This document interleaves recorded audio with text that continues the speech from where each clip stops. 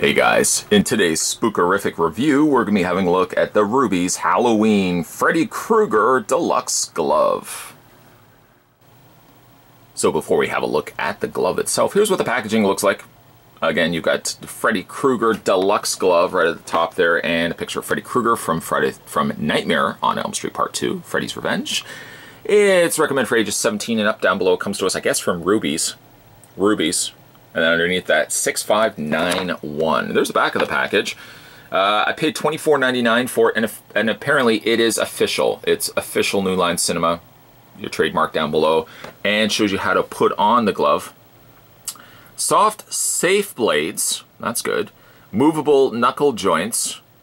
And that's all it says. The rest of it is in other languages. And then it says Deluxe Freddy Glove. Note to parents, this product is not suitable for children under the age of 17. Please consult filmratings.com for more information regarding movie ratings when making viewing choices for children. Yet, funny enough, I'm sure the packaging, despite the packaging's warnings, I'm sure many kids still pick this up, wanting to be Freddy Krueger for Halloween. I picked this glove up actually when I was over at the Spirit Halloween store. Just did a vlog video walking through the store. If you haven't had a chance to check that out, go have a look. But one of the things I did pick up here was the replica Freddy Deluxe glove. I chuckled at replica because it couldn't be any further from the truth. I paid about $24 for this, if you could actually believe it. And I can tell you right off the bat, it's a pretty cheap looking glove. Inside the glove, let me just bring this out here, we've got A Nightmare on Elm Street. So again, like it's pretty official, and it comes to us from the Rubies Costume Company. Maybe you might want to make this a tradition where every single year I have a look at different Freddy Krueger gloves, because they will vary, some crappy, some not so crappy. I think I could chalk this particular one up to pretty crappy. For starters, where do we start with? Let's start with the glove, and we'll kind of go from there. The glove itself kind of feels like it's a felt material, and I have to admit, first of all, the color is completely off. I don't know why somebody would have thought that a beige color like this would have been a suitable pass for a Freddy Krueger glove, but yet, nonetheless, that's what we've got right here. It's attached by a couple of, I can only gather to be kind of singed plastic tabs.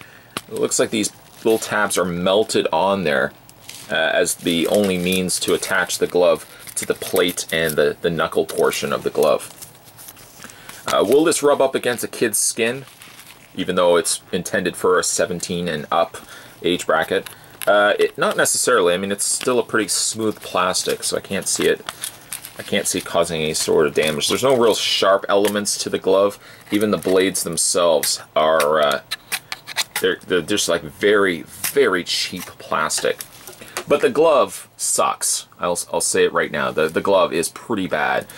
They've done a poor job of painting this glove. You can see that they just added a few splotches. It even looks like they just kind of went with their paintbrush, or I guess there's someone that's in the room and just they're in charge of adding black to the gloves.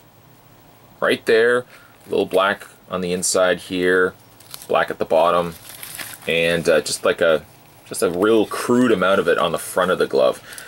The rest of the actual plating, it looks as if the whole contraption here was black plastic. The reason why I say that is you can see here, like it just looks like they took copper gold paint and they just very, very cautiously, not even cautiously, carelessly, just kind of glossed it, leaving areas for the black to show through, which looks aged, but it also, in this instance, generally, it looks aged. In this instance, though, it just looks really cheap. A couple of little stud points here on the main hand plate, and then you've got the individual knuckles here, again, all in plastic. You can see even like there's a little bit of paint that's scratched away. So maybe the whole thing is this silver color, but I actually would have thought that the silver would have been painted or plated over top of it. The knuckles, by the way, are very hard to move. So I don't know, putting the glove on, how difficult it's going to be for a child to move the fingers. And don't worry, I will put it on in a second. These also hinge back and forth. Just little tabs there. All the fingers, like I said, all the individual fingers do move. You got a little rope on the end that serves absolutely no purpose. It's just decorative. Doesn't do anything. And then, like I said, you've got the actual blades. The blades are very, very thin plastic. I'm trying to even think of what I could compare this to. It's almost like if you went and bought a really cheap model that you wanted to build, like a really cheap model, like a model that's like $5. That's the kind of plastic that I'm experiencing here by looking at the blades. The blades are shiny, I'll give it that, but the rest of it just reeks of crap. Might I also say too, putting on the glove, when you do buy it, and I do hope that you did not buy this, if you did buy this though, none of the fingers are inside the respected knuckle portions. Instead, they're somewhere in this one was folded back. It took me about 35 minutes to properly adjust the glove so that I could even fit my fingers into it. But nonetheless, that's the glove. So of course I'm going to try my best to try this on, and I won't cut away. I'm going to show you real time how long it's going to take for me to get the glove on. One of the big culprits too, let me just show you the inside here. The interior has like a different material. And if it's not placed correctly, the little material bunches up and covers the finger holes, so you can't get your fingers actually in there. So let's go ahead and try our best to get this all on. That was of course not my hand at the beginning of that review. That was just a mannequin hand. Okay, so it's a little easier to get on this time around, but it took me a while, let me say, to break it all in. The glove doesn't fit the greatest. It fits my hand okay, but now we deal with the problem any child is going to face. Moving the individual knuckle finger portions are extremely difficult. It's plastic with plastic, bolted by plastic, and it adds for just a very difficult. There's very little you can do. You might find yourself actually doing this a couple of times, just readjusting itself. And might I also say, as you're adjusting it, you're flaking the paint off. I've got some paint residue all over my backdrop here from the areas in which it's rubbed against itself. It shouldn't do that. The whole nature of the glove is to be able to move said fingers, but ultimately, you can see how successful, like if I close my fingers, I feel like these here, the actual ringlets, are going to break before the knuckle is actually going to bend with my fingers. So if I have to do this and bend the individual finger plates to go with the glove itself, that tells me that the glove is very poorly made. Let's go ahead and take this off. I can only hope it's not using lead paint either. That would just be disastrous. But what I would like to do is I'd like to do this every single year, where maybe hit the Halloween stores and check out their selection of different Nightmare gloves. Because every year there's a new Nightmare glove that's hitting the market, new and improved, or they call it deluxe, or they call it basic, or whatever they want to call it. And every single year I think I would like to get into a tradition of trying these out and just letting you guys know what I think of them. And maybe every single year we'll have a look at a different series of replica gloves. Every year, every Halloween, there's a new batch of replica Nightmare on Elm Street gloves. Some are good, some are bad. Okay, mostly they're bad. They're cheap, they're quickly thrown together, but to the credit of some of the Nightmare gloves over the others, I've picked up dollar store Nightmare gloves in the past and even have done a review of one of them that have worked better than this glove right here. This glove really should not have been $24.99.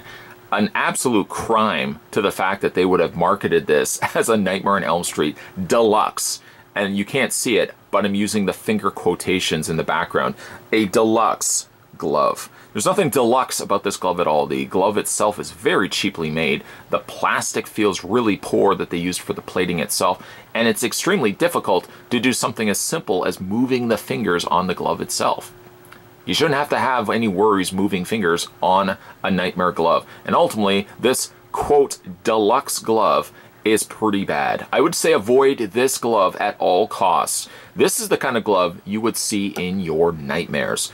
If you do want to get yourself a Nightmare glove for dressing up as Freddy Krueger for this Halloween, this would be not a glove you'd want to pick up. I would even try to find one a little bit more cheaper that might do the job a little bit better. Take out a couple of paintbrushes, get out some paint, and you could probably weather up a really cheap glove than spending $24.99 on this piece of crap.